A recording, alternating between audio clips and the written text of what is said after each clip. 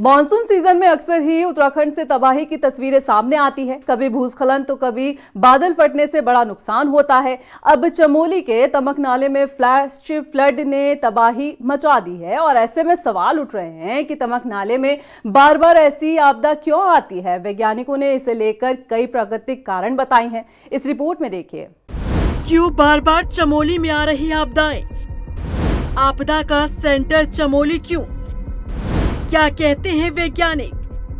उत्तराखंड को हर साल monsoon season में बड़ा नुकसान झेलना पड़ता है। कहीं पहाड़ का दरकना तो कहीं बादल का फटना बड़ा दर्द दे जाता है।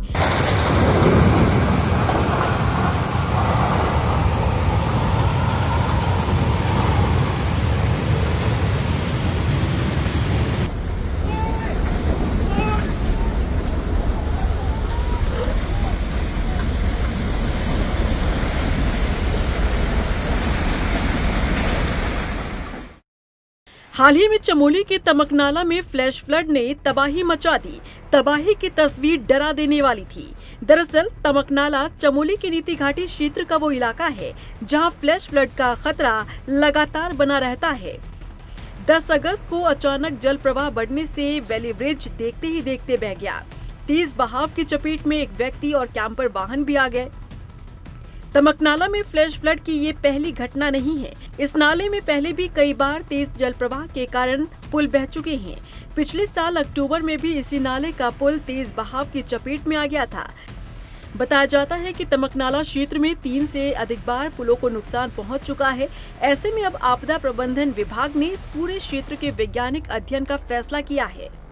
बेसिकली जो आपका रीजन है वो आपका जुम्मा से लेकर और जुम्मा से लेकर आपके झेलम के लास्ट तक जो है वो तमक वो रीजन है। वो रीजन ओल्ड जो है मोरेनिक मटेरियल से बना हुआ है। ग्लेशियर्स जो है कभी रहे होंगे वहाँ पे बहुत सारे ग्लेशियर है। द्रोणागिरी ग्लेशियर है, सामने कोसा ग्लेशियर है और इस साइड से आपके करीब करीब जो है 10-12 ग्लेशियर्स से वो वैली बनी हुई है वहाँ पे ग्लेशियर।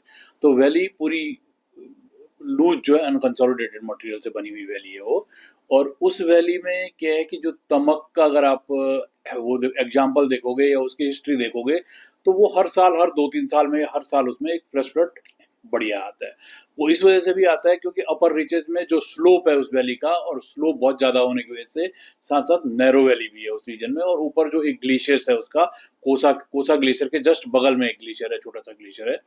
वो ग्लेशियर जो है उस ग्लेशियर्स के ऊपर मेल्टिंग की होने की वजह से और वहाँ पे बहुत ज़्यादा लूज होने की वजह से और साथ साथ जो है क्लाइमेट चेंज की वजह से जो रेनफॉल पैटर्न हमारा चेंज हुआ, उस रेनफॉल पैटर्न की वजह से क्या है कि जो सैचुरेटेड मटेरियल ऊपर है वो बह करके नीचे आता है और नीचे आने से नैरो वैली जैसे धराली वाला जैसा हुआ था, ऑलमोस्ट वैसे ही केसेस में नीचे आकर के नैरो वैली में पानी एक्यूमुलेट होता है और बाद में वो हाइड्रोस्टैटिक प्रेशर की वजह से फ्लैश होकर के बाहर की ओर निकल जाता है। वैज्ञानिकों के मुताबिक जुम्मा से झेलम तक का तमक क्षेत्र मोरेन मटेरियल से बना है।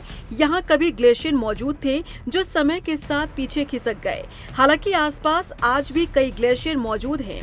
संकरी घाटी और ढलानदार भूभाग के कारण यहाँ पानी के साथ बड़ी मात्रा में मलबा नीचे की तरफ आता है।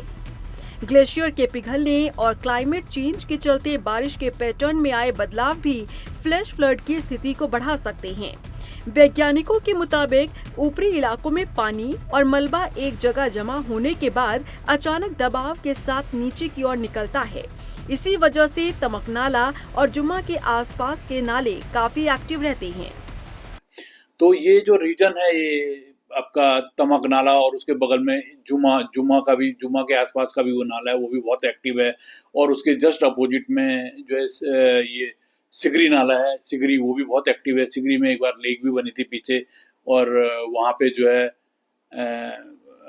एक कोई विलेज भी था, तो 2002-3 में छोटा सा विलेज के मतलब एक शेल्टर टाइप का था, वो भी अब लगभग 2003-4 में वो लगभग कंप्लीट वॉश्ड हो गया था। तो उस रीजन में एक्टिविटीज बहुत ज़्यादा है। वो रीजन जो है जो जोशीमठ से ऊपर का रीजन वो टेक्टोनिकली भी बहुत एक्टिव रीजन है। अभी इसी तमकनाला और उसके आसपास जुम्मा के आसपास 2021 और 20 के बाद जो है एक ह्यूज लैंडस्लाइड भी काफ़ी टाइम तक उन्होंने वहाँ पे जो है रोड को ब्लॉक भी रखा था, लोगों के आने जाने में बड़ी परेशानी हुई थी, लैंडस्लाइड हुई थी, वो लैंडस्लाइड रुकी है। तो ये एक्टिविटीज उस वैली में जो है tectonically as well as climatic conditions की वजह से जो है बहुत ज्यादा एक्टिव है। तो उधर आपदा प्रबंधन विभाग भी तमकनाला में आई आपदा की असल वजह तलाशने में जुट गया है। विभाग के मुताबिक शुरुआती जानकारी में क्षेत्र में अत्यधिक क्लाउड बढ़ने के कारण भारी बारिश की बात सामने आई है। देखिए, जो अभी ज्ञात हुआ है कि वहाँ पे क्लाउड बहुत ज़्यादा बन गए, क्लाउड का डेंसिटी बहुत ज़्यादा बढ़ गई और इसके कारण से ये घटना घटी है। बाकी डिटेल में जानकारी प्राप्त करके बताया जाएगा, क्योंकि ये रोड बीआरओ द्वारा बनाया जा रहा है। तो बीआरओ को कहा गया है कि इसकी जांच करा लें और देखें क्या कारण है, और अपने माध्यम से भी हम जो वैज्ञानिक संस्थान है उनसे देखेंगे कि ऐसी कौन सी परिस्थितियाँ बनी जो इतना अधिक बारिश हुई और ये घटना घटी।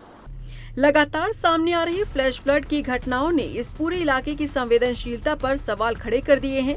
वैज्ञानिक अध्ययन के बाद ही साफ हो पाएगा कि तमकनाला में बार बार आने वाली आपदा के पीछे बारिश, ग्लेशियर, भूस्खलन और बदलता मौसम कितना जिम्मेदार है।